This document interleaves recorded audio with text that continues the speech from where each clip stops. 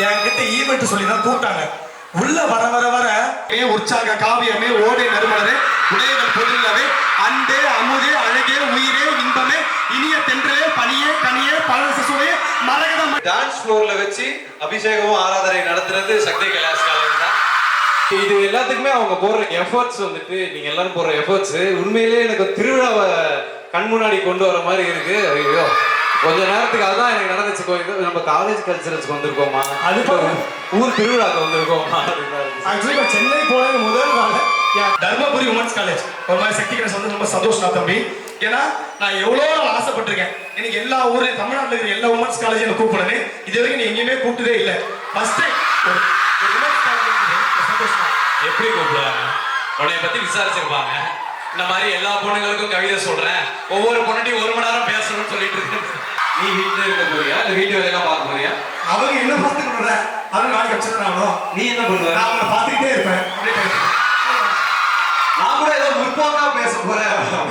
இல்ல அந்த மாதிரி எனக்கு எனர்ஜி சொல்றேன். அதை நீங்க பார்த்துக்கிட்டே இருக்கிறது தான் அவங்க நல்லா சக்தி கைலாஷ்ல கஷ்டப்பட்டு படிச்சு இவ்வளவு பெரிய திருவிழா மாதிரி ஒரு டான்ஸ்லாம் ஆடி வந்து வேலைக்கு போய் உங்களுக்கு சோறு போட்டுருக்கணுமா?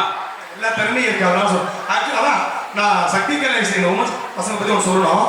நான் முன்னாடி ஈவெண்ட்ல வரும்போது ஸ்டார்டிங் சொல்லல, முதல்ல என்ட்ரி வரும்போது ஒரு கிரௌட் கூட்டமா இருந்துச்சு. உள்ள வரும்போது ஏதோ இந்த சிஎஸ்கே மேட்ச் தளபதி ஆடி வச்ச மாதிரி இருந்துச்சு.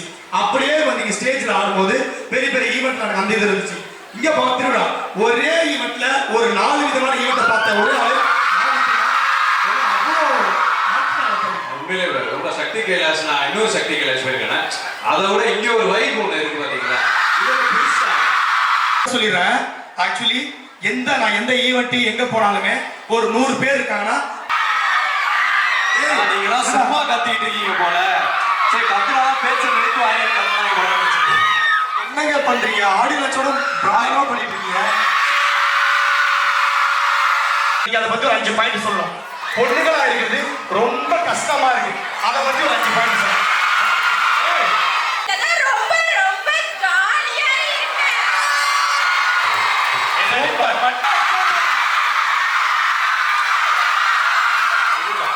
அதாவது இந்த ஈவெண்ட் வரன்ற பேர்ல கொடுக்கறது, கை கொடுக்கறது, அதெல்லாம் பண்ணக்கூடாது. ஒரு அன்பான பண்றேன். அண்ணன் தங்கச்சிக்குள்ள 1000 இருக்கலாம், ஆனா இது இருக்கு. சரி ஓகே. அடுத்த பாயிண்ட் ரொம்ப கஷ்டமா இருக்கு. கண்டிப்பா வேலைக்கு அனுப்ப மாட்டாங்க.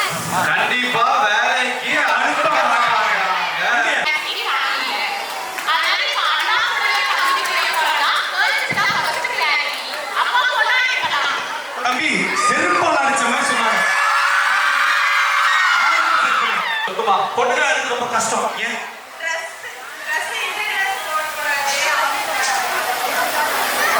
ட்ரெஸ் போடக்கூடாது, ரெஸ்ட்ரிக்ஷன்ஸ் இருக்கு.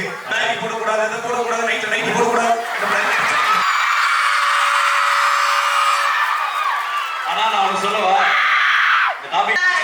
ஒரு பொண்ணு வந்து வேலைக்கு போறா அப்படின்ற விஷயத்தை எல்லார்கிட்டயும் சொல்லுவாங்க. சூப்பர். வேலைக்கு போறது ரொம்ப நல்ல விஷயம்.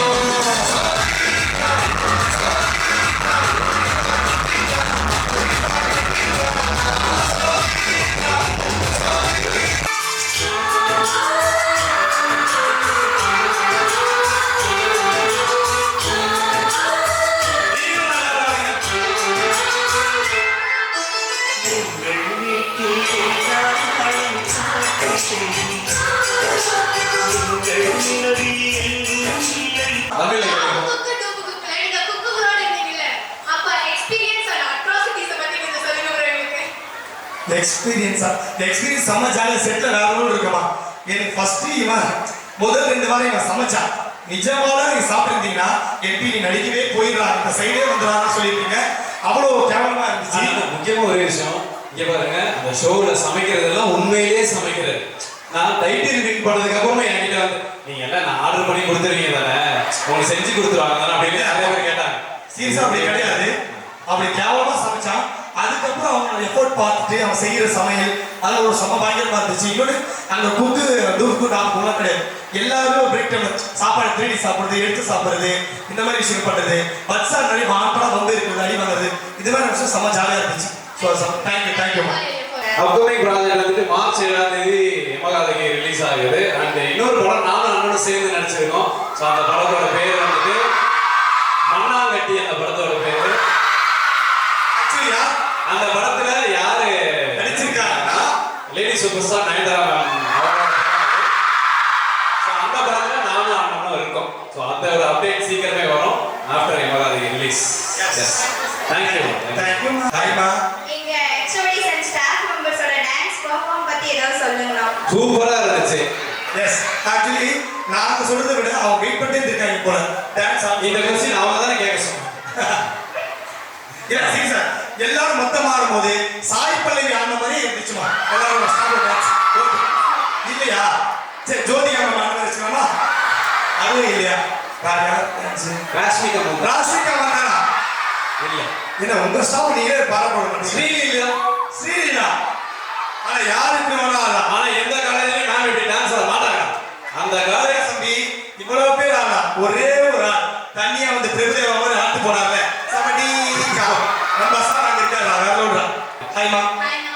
ஸோ எனக்கு என்கிட்ட ஒரு ரெக்வெஸ்ட். கதை போமா வந்து என்னோட ஃபேவரட் சீரிஸ். அது முக்கியமான ஒரு டைலாக். சிரிக்காத பீக்காத. ஓகே. சோ சிரிக்காதீங்க சக்தி கைலாஷ் கேர்ள்ஸ். என்ன பண்றேன் சிரிச்சு லாஸ்ட் எனக்கு சொல்லிட்டு சிரிச்சுக்கிட்டே இருப்பீங்க சொல்லல. அது கொஞ்சம் எமோஷனல். சரி ஹாய்மா. ஹாய்மா. என்கே அண்ணா நீங்களும் நீ காலேஜ் படிக்கிறீங்களாமா? இன்னைக்கு ஒரு பர்த்டே வாமா. ஓகே. பர்த்டே ட்ரெஸ் எடுத்துறேன். சரி கேளுமா. அண்ணா நீங்களும் அதிர்ச்சி ஆடணும் சேர்ந்து இது கூட டான்ஸ் ஆடுறீங்களா? இந்த ஆடியோ வாங்க எல்லாரும். டேய் நான் சொல்றது இந்த பர்த்டே நீ டக்கறேடா. மத்த கொஸ்டின் நீ அப்செட் ஆகாத சொல்றா சொல்லிட்டு.